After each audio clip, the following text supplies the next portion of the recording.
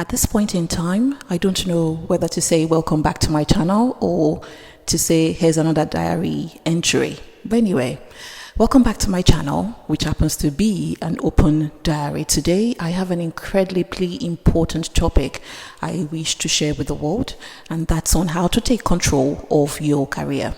I'm sat down here in my house thinking, how have I gotten here and where do I intend to go? You see, it should be the same for everybody. You have to take a moment at one point in time to discover yourself again. Do a little bit of inner reflection and introspection if you wish. Your career journey is way too valuable to leave to chance or to leave to other people to define for you. So let's take a dive in and discover the key steps that I think you need to shape your own path to success. Now, learn to define your goals and vision. The first step in taking control of your career is for you to decide what your goal and vision is for your life. You need to know what you want out of your career and where you need it to take you. It's like setting your GPS coordinate to your dream destination. What would you like it to look like? What do I truly want to achieve in this career of mine? How long do I want to be in this career? And what kind of impact do you wish to make? What kind of change or difference do you wish to make? You need to take some time to think about, to reflect on what your passions are, what your strengths are, and what your aspirations really are in terms of the work you do, what you call a job, and then what you see as your career. Career is meant to be long-term. Your job is just over broke, which is one thing you simply do for the sake of the money. Career is in effect a bigger picture. You're meant to paint it yourself. The second point is for you to then develop a strategic plan for it. So now you've got this goal in mind, you've got this vision in mind. You need to take time to develop a strategic plan to make them a reality. A plan is what gives you a roadmap to follow. You take it step by step, ensuring that you are flexible. And I think the mistake that a lot of people make is once they've created this plan, they stay so rigid on the plan. Everything must go according to the way in which they've planned it. But sometimes we need to take a detour, which is the reason why I listen to the ladies at the squiggly career. It's not a linear path. The career that may be for you may be that you have to go sideways in order to get to your point. It could be shorter. I think that's what a lot of people forget to realize. The route that you're taking, the shorter route, the squiggly route, may be a shorter route to where your destination is. But if you don't remain flexible, then you will never know. The plan gives you a roadmap to follow, yes, guiding your actions and decisions along the way. Break down your long-term goals into smaller, actionable steps. These steps should be tailored to you. It shouldn't be what you think your manager wants or what your organization wants. You can choose to be employed by different or several organizations within several sectors in order to get to the pinnacle of your career. These steps are tailored to you, as I said, drawn by you and for you. So you can, of course, take inspiration from those around you who have made the same move, but in essence, it should be about you. The next step is to have continuous learning and skill development. I don't think we can shout well enough on this. You are your greatest asset. You are the greatest product out there.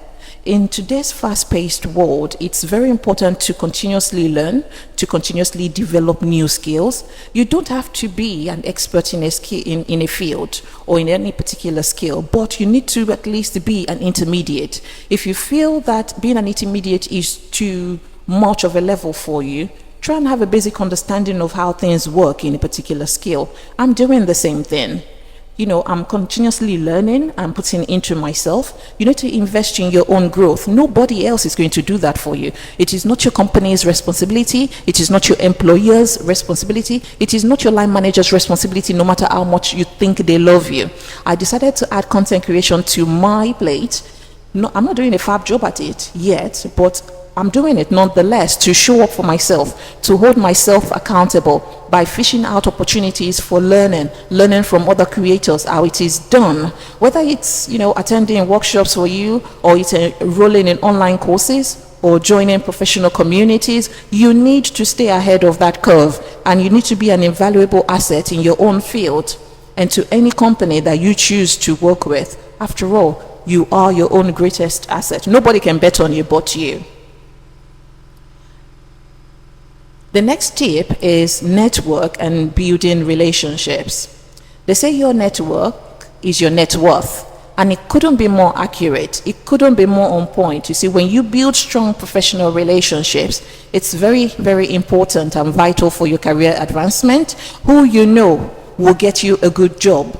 That's how folks are getting ahead of the curve. If you choose to progress, you have to meet people. You have to get to know people. It's them getting to know you too, so that they can call your name in rooms of opportunities that you are not there. They can connect you with people.